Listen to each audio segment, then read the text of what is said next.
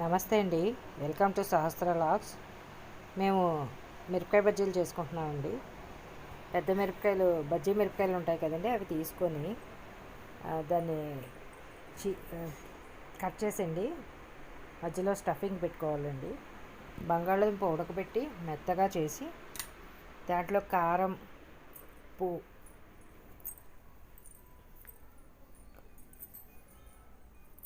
తగినంత ఉప్పు,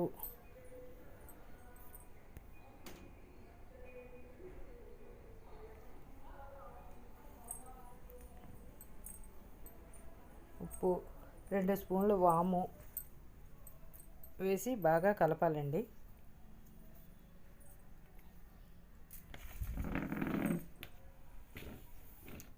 నిమ్మకాయ రసం,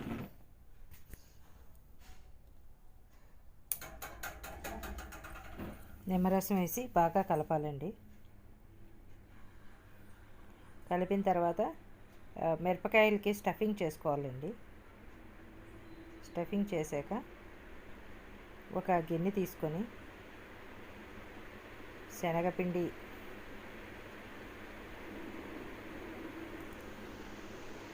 అది ఏంటంటే అండి, మనం ఇంట్లో చేసుకున్నవి బాగుంటాయి కదండి. బయట వాడు ఏ ఆయిల్తో చేస్తున్నాడో ఏంటో మనకు తెలియదు కదండి. అందుకని మేము ఏమైనా చాలా మేము ఇంట్లోనే ప్రిపేర్ చేసుకుంటామండి.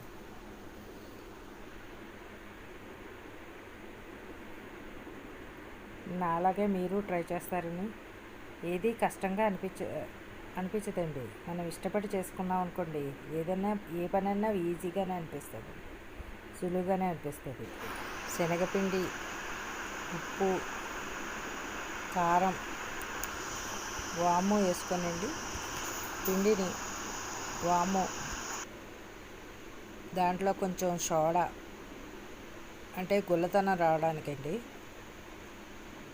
లేదంటే గట్టిగా ఉంటాయి, వేసి వాటర్ వేసి కలుపుకోవాలండి.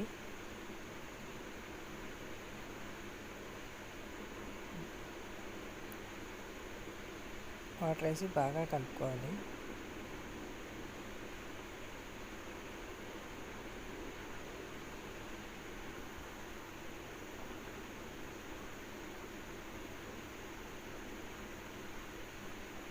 బాగా కలిపిన తర్వాత పెనం పెట్టి ఆయిల్ పోసుకోవాలండి. అంటే మరీ గట్టిగా కాకుండా మరీ పలచగా కాకుండా కలుపుకోవాలండి. మధ్యస్థంగా కలుపుకొని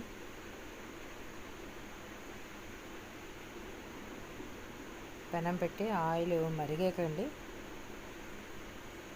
అది కాడ ఉంటుంది కదండి, కాడని పట్టుకొని పిండిలో ముంచి వేసుకోవడం.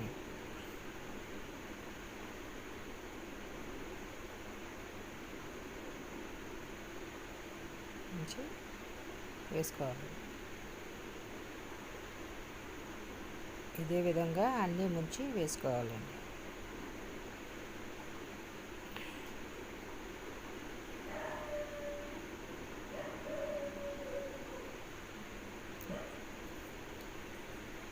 మనం ప్రయత్నిస్తుంటేనే వస్తాయండి, రాలేదని బాధపడద్దు. 1-2-3 సార్లు ప్రయత్నించి సక్సెస్ అవుతామండి.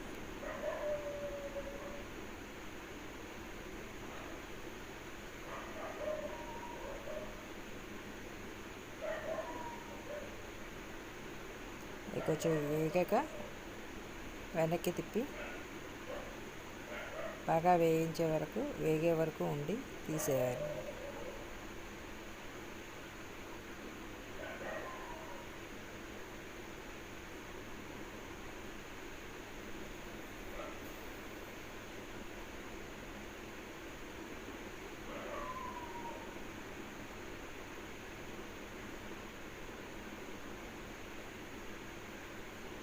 ఇలాగా వేయించిన తర్వాత బయటికి తీసి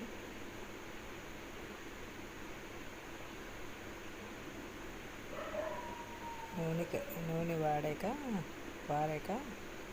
తీసి ప్లేట్లో వేసుకోవాలండి.